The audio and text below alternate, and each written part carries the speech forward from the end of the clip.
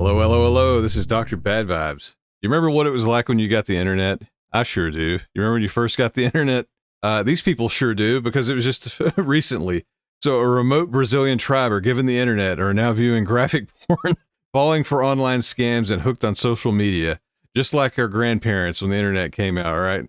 The 2,000-strong community quickly discovered the benefits of the internet, but the tribe is now forced to grapple with the perils brought on by the new tech. I mean, we joke about like the email scams and, you know, everything being ads for, you know, their OnlyFans or whatever. But imagine just coming in that with no knowledge now. That would just make your head explode. So leaders of a remote tribe in the Amazon rainforest have now told how the arrival of internet has left its members grappling with the trappings of social media addiction and naughty photos and videos while falling for online scams. The Marubo people, who for hundreds of years existed in small huts scattered along the Tui River in Brazil, were last year introduced to high-speed internet for the first time thanks to Elon Musk's Starlink satellite program. The 2,000-strong community quickly discovered the incredible benefits the newfound technology had to offer. Oh boy, what did it have to offer? Tribespeople were suddenly able to call for help in the event of emergency, with medical helicopters able to reach the injured in a matter of hours rather than days. They could also connect instantly with relatives or friends camped dozens of miles further down the river, or even further afield. But shortly after the Marubo people were introduced to the pleasures of the internet, the perils quickly began to reveal themselves. Now the indigenous tribal leaders report that the people are becoming lazy, spending hours scrolling social media with teens hooked on graphic, naughty websites. Wow. So here they are with the Starlink. We actually had Starlink for a little bit. It's pretty awesome. If you don't have any other... this isn't an ad, but if you don't have any other option, it's definitely worth looking at. That was the only option we had for a little while. Of course, it's like we spent forever on that Starlink wait list. Got it. It worked pretty well. And then immediately cable finally made it to where we lived, because we were like literally like 100 feet from where it stopped. So here's some photos. We got them installing the Starlink. It's actually so easy that somebody that doesn't presumably have a lot of technology can do it. Oh wait, here's the gallery. Look at it this way. Starlink. Sad that everybody's lazy and addicted to naughty sites. Pretty good view. I bet they've got a good connection. If you've never had Starlink, this is, you know, to scale here. It's bigger than you'd think. I was shocked when that box showed up, but it's still nothing like those old C-band television dishes, if you know what I'm talking about. The ones that are like as big as a car that you'd see in rural areas. My grandmother had one. We got the Disney Channel. So mainly installation photos. I mean, when you take this part of the story out of it, it is pretty amazing. I mean, I'm not fanboying for Elon or anything, but to have this technology available now, I mean, to basically have internet access pretty much anywhere in the world, it's amazing. Base. Okay, that's just kind of photos of them having it installed, but it sounds like a monkey paw wish. They have their internet, but now they're like, I don't know. So one of the villagers told reporters the internet had transformed the once simple and technology-resistant way of life as people had observed for centuries. It changed the routine so much that it was detrimental. I wonder how. With everybody hunting and gathering to afford the OnlyFans memberships. In the village, if you don't hunt, fish, and plant, you don't eat, he said. So all members of the tribe share the same last name. That's the thing we learned together.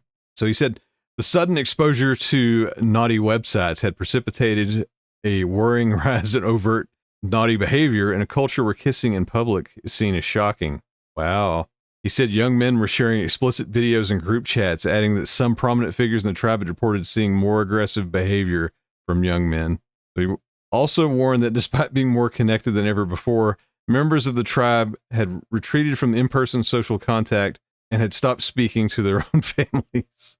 And the first female to be granted a leadership role in the tribe said that while social media had opened the eyes of young tribespeople to the world, it had also caused them to abandon their responsibilities in favor of spending hours on their smartphones. Several members of the tribe said they were concerned that the group's traditions would be lost, and also expressed worry that the social fabric of the tribe was being infected by rumors circulating our group chats. Others explained that some internet users had been subjected to abuse from strangers on social media and had fallen for unspecified scams. Wow.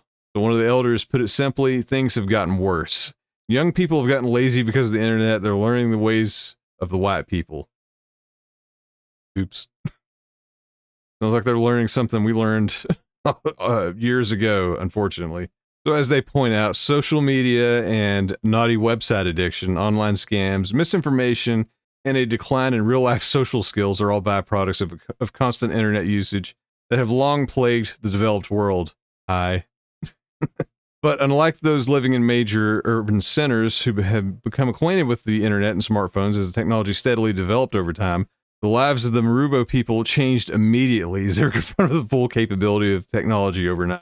Yeah, I mean, imagine being, you know, say you're so cut off that you're used to hunting with a spear or a knife or whatever. Then all of a sudden they give you an assault rifle. That's going to change things pretty drastically. Although that sounds like that'd make you more productive in that situation. So anyways, it sounds like the leaders have turned to desperate measures in a desperate attempt to limit the impact of the new technology. So the access to Starlink is policed and time restricted. Users can now browse the internet for a total of 7 hours a day. That doesn't sound too restricted to me. 2 hours in the morning and 5 hours in the afternoon, though leaders do allow the community to have unrestricted access on Sundays. That doesn't sound that restricted. That sounds like a lot of time on the internet, honestly.